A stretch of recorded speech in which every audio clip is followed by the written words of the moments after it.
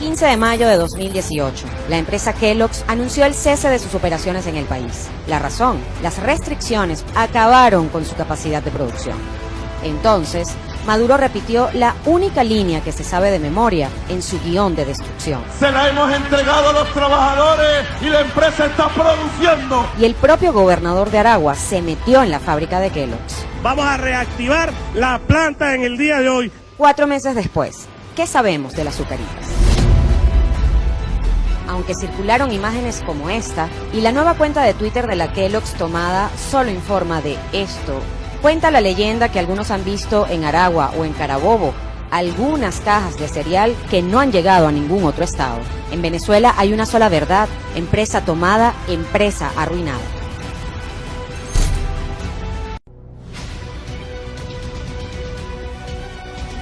Al grito de exprópiese, Hugo Chávez anuncia la toma de una de las empresas de productos lácteos del país. El gobierno de Hugo Chávez concretó la toma el 14 de marzo de 2008. Aquí no se va a ir nadie, a menos que alguien se porte mal y empiece a tirar piedras. Y como era de esperarse, la producción bajó. No hay materia prima, y sus trabajadores fueron engañados por unas mejoras que nunca llegaron. Los trabajadores sin uniforme, se nos adeuda pasivos laborables. 10 años después de la expropiación y con la desaparición de sus productos de los anaqueles, los farsantes no se cansan de mentir. Fedecámara, Consecomercio y Venanción están detrás de la guerra económica contra el pueblo. Lácteos Los Andes es otra confirmación de que en Venezuela, empresa tomada, empresa arruinada.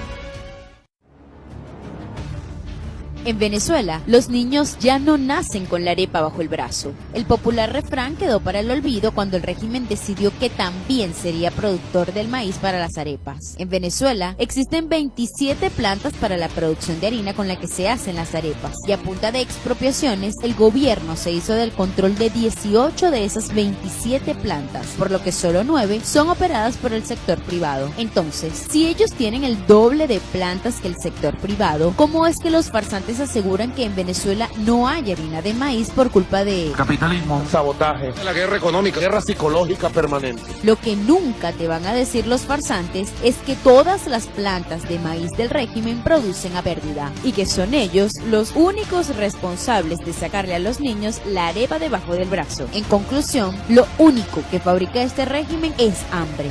Vamos bien.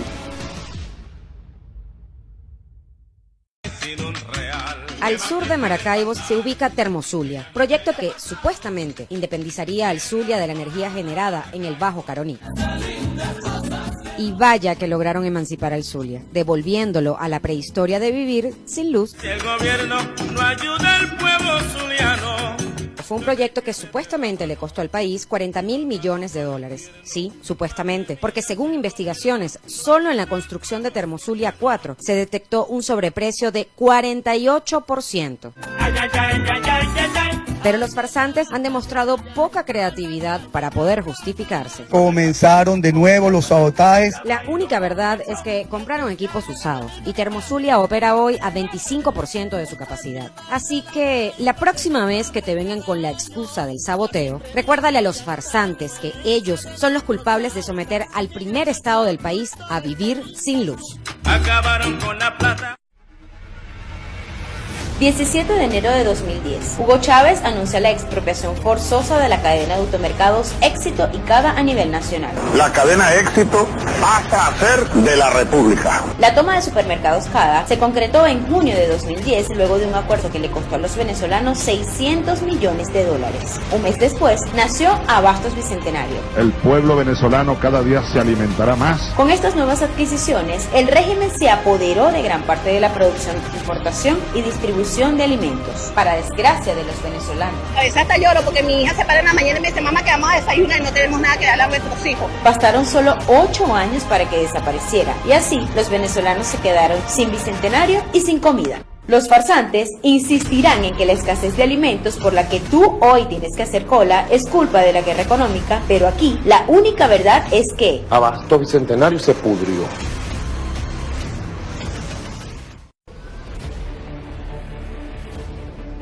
Hacienda El Charcote. En los 90 producía 1,25 millones de kilos de carne al año. Expropiada en 2004, para mayo de 2009 la hacienda no producía ni una res. Expropiación de fincas al sur del lago. ¿Quién no recuerda a Juan Carlos Loyo con el arma en su cintura tomando 47 fincas en el sur del lago de Maracaibo? Tan solo 9 meses después del show, la producción de carne había caído 25%. Hato Piñero. Para el momento de su expropiación se entregaron 13.000 cabezas de ganado. 5 años después, ni siquiera le habían pagado el hato a sus dueños.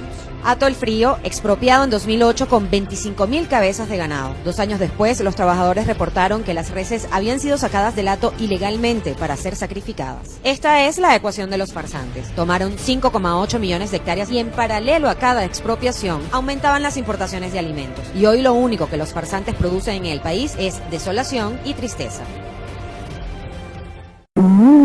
Ya están sonando. ¿Quién no se acuerda de este comercial? El Café Fama de América, con más de 100 años de tradición en el país, se convirtió en un recuerdo lejano cuando en el año 2010 fue expropiada. Y aplicamos desde este momento la medida de ocupación temporal. Y no hay que ser adivino para saber qué pasó con Fama de América. En 2017 no producían ni 600.000 kilos de café, cuando antes producían 12.000 toneladas. Con la misma suerte corrió Café Madrid. En mayo de este año solo produjeron 7.749 kilos. La empresa está en quiebra. Los venezolanos temblamos cada vez que escuchamos a los farsantes decir: ¡vamos a expropiar!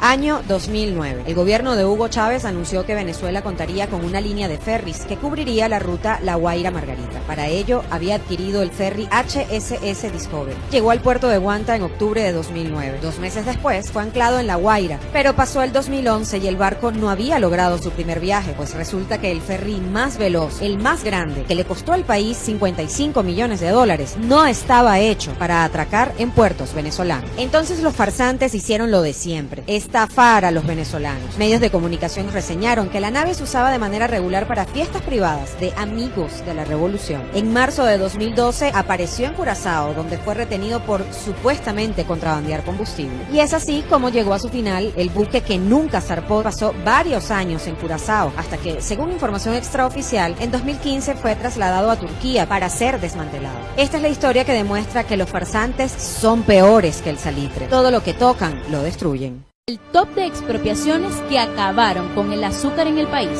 4. Central Azucarero Cumanacoa, expropiado en 2005 y 6 años después, solo produjo el 50% de su meta. 3. Central Azucarero Cariaco, expropiado en 2009, producía más de 63.000 toneladas de azúcar. Para 2011, solo llegaron a producir el 11% de esa cantidad. 2. Central Azucarero Motatán, tomado por la Guardia Nacional en septiembre de 2006. 6 años después, producían menos del 10% de la capacidad instalada de la planta. 1. El caso más emblemático es el famoso Complejo Agroindustrial Azucarero Ezequiel Zamora. Procesaría el 20% de la demanda de azúcar en el país y a duras penas arrancó en 2011. Hoy está prácticamente en ruinas. Así fue como Venezuela pasó de ser un país dulcito al amargo de los farsantes que hoy apenas producen el 28% de la demanda del país. Guía rápida para entender por qué en Venezuela no hay leche. Vamos desde el comienzo. Cuando en el año 2001 entró en vigencia la Ley de Tierras, se inició el proceso de expropiaciones en Venezuela. Hatos y haciendas productores de leche fueron tomados. No alcanzarían los capítulos de esta serie para demostrar con ejemplos cómo cada expropiación se tradujo en escasez y desabastecimiento. Un caso emblemático es el de la Hacienda Bolívar. Tomada en el año 2010, producía 5.000 litros de leche y así se encuentra hoy. Escasamente se producirán unos 400 litros de leche. La destrucción de los farsantes es tal que hoy hay niños venezolanos que ni siquiera han probado la leche en su país. O sea, tu niño nunca probó la leche. No, la probó aquí. Pero los farsantes creen que pueden seguir engañando a los venezolanos, que desde las colas para comprar comida se preguntan: ¿dónde están las empresas del Estado que expropiaron y las mercancías de ellos no están? Así es, y aunque muchos venezolanos ya no les creen, este video es para aquellos que todavía confían en que con los farsantes podrán conseguir al menos un vasito de leche. Año Año 2008. Los farsantes venían rondando a las cementeras Holcim, Lafarge y Cemex. Que no se llegó a un acuerdo con Cemex, le dije, bueno, tomemos las plantas, pues. Y así fue. Uno de estos farsantes, que hoy pretende pasar agachado como responsable de la destrucción del país, hizo el mandado. Se fueron a medianoche a la planta de Cemex en Anzoátegui. Esperaron a que el reloj marcara las 12 de la medianoche. Y se acabó Cemex. La toma de Cemex le costó a los venezolanos 750 del 90% de la producción en el país, y ya para 2015 se produjo 41% menos cemento que en 2007. Y el cemento queda en manos de los ladrones. Los farsantes que amenazaron, tomaron y destruyeron ahora son los jefes de la mafia que decide cómo, a quién y a cuánto se vende el saco de cemento en el país. Esta es la triste historia de 3 empresas que fueron pulverizadas como el cemento. Año 2015. El entonces vicepresidente Jorge Arriaza presentó el nuevo precio controlado de los huevos. Nadie en este país puede vender el cartón de huevos a más de 420 bolívares. Y una vez que Arriaza anunció la regulación, la producción avícola se fue al piso. Las gallinas ponedoras empezaron a morir de hambre. Los precios aumentaron 28.000% y se desaparecieron los huevos. En 2015 se producían más de 5.600 millones de huevos, pero la producción hasta enero de 2018 ya había caído 75%. Los 420 bolívares fuertes se han convertido en 12 y hasta 20 millones de bolívares de los de antes, porque los farsantes no se cansan de repetir la fórmula fracasada: control de precios, escasez, hiperinflación. A los farsantes no les importa si tú consigues o puedes pagar los huevos. Nada más Maduro tiene para sí mismo 152 gallinas con las que hace sus propios cartones. Si ellos lo hacemos, ¿por qué no lo podemos hacer todo, verdad, Silvia? Este es un breve recuento de las primeras piedras con las que los farsantes han hecho tropezar a todo un pueblo. La construcción del tercer puente sobre el río Orinoco trae el desarrollo social y económico al sur de Venezuela. Tropecé de nuevo. Esta obra se inicia con la colocación de la piedra fundacional en el marco del anuncio de la revolución petroquímica efectuada por el presidente Hugo Chávez Fría. Tropecé de nuevo. El aeropuerto internacional tiene que sembrarse aquí para contribuir poderosamente al desarrollo integral. 19 de noviembre de 2006 fue colocada esta piedra fundacional en una transmisión con el presidente Chávez. Ahí está la piedra y el monte que es nuevo. Tropecé de nuevo con la misma piedra.